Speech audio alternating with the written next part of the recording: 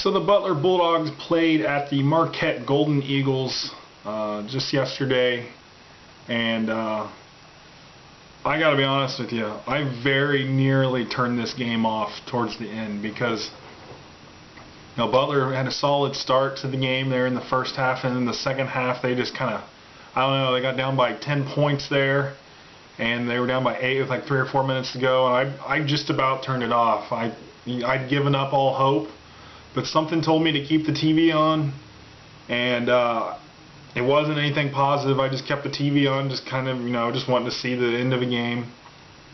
Like I said, I'd pretty much all but given up hope.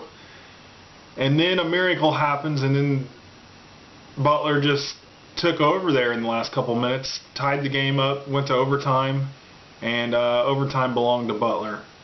And I can't tell you how excited I was, how happy I was to see the resilience of this team. After playing so terribly throughout that second half, closing it out on a very good note, sending it to overtime, and then continuing that spurt into overtime, I was just really happy. For that to be on the road in the Big East, where the Big East this year has been nothing but rough. It doesn't matter who you play or where you play at. There are no off games. So basically 18 competitive games. It's tough. And even though Marquette fell to 10-11 after this game, Marquette's been giving a lot of teams problems.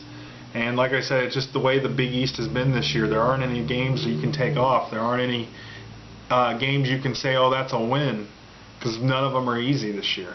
This conference is the depth. It's just stacked from top to bottom. That's why we've got the #2 RPI for conferences. That's why we've had the toughest strength of schedule this year. It's because the Big East is playing like a legit conference, and the results are showing. But anyway, Butler won the game 72-68 in overtime over Marquette. Like I said, we had a lead at halftime. We played pretty decent in the first half at a 29-26 lead, and then I said, but Marquette came back, played strong, and then until the last couple minutes, Butler, really closed in, sent them to overtime. So in the game, Roosevelt Jones had 2 points on 1 of 12 shooting. Not a great game for him. They were really locking down on him defensively. He did have 3 rebounds, and those rebounds were all offensive. He had 4 assists. Cameron Woods had 4 points on 1 of 6 shooting. He also struggled a bit. But the area that he really helped us out was rebounds. He had 18 of them. 7 of them were offensive. He added 2 block shots as well.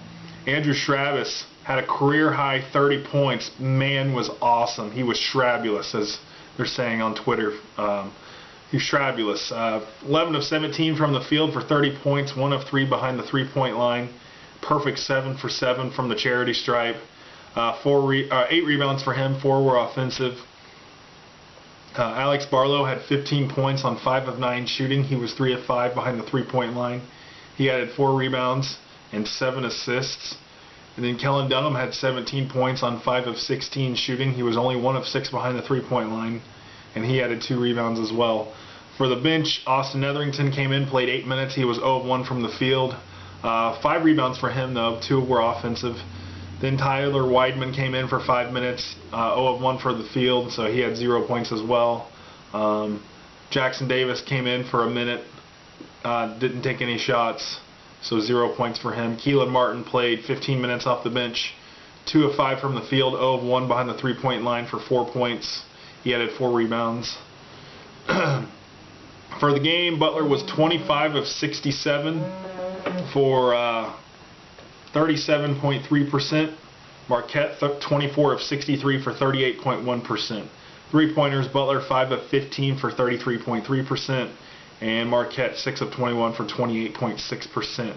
Free throws terrific in this game by both teams. Butler 17 of 18 for 94.4%.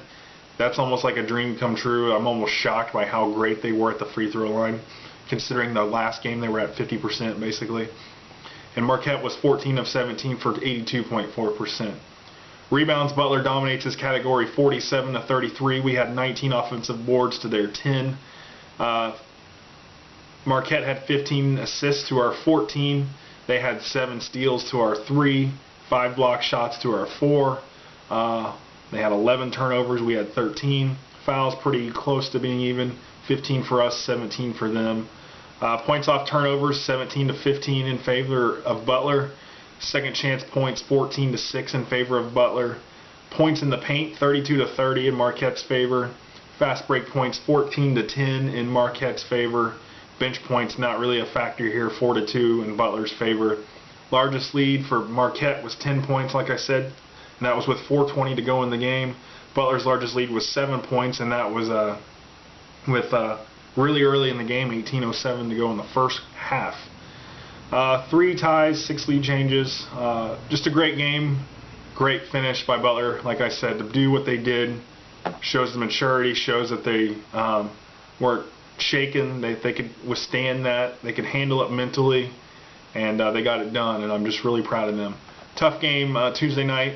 We got to host St. John's. Now, we did go and beat them at their home arena on campus, not the Madison Square Garden arena, but we beat them at their home arena, and they're going to be out for blood. They need some wins. They're kind of on the outside looking in the NCAA tournament right now, so they're going to be coming for us hard. They know that we're ranked now. They know that we're a tough out, and we're a quality win, 15th in the RPI, so they're going to be coming for us, and we got to be ready. We got to get the crowd involved. We got to do what we do best, and that's play out of our minds and play above our potential. So, like I said, once again, Butler wins this game 72-68 in overtime. We improved to 16-6 on the season, 6-3 in the Big East. We're now a half game out of first place, so things are looking good. Hopefully we can keep them going. Anyway, thanks for watching, and you guys have a good one.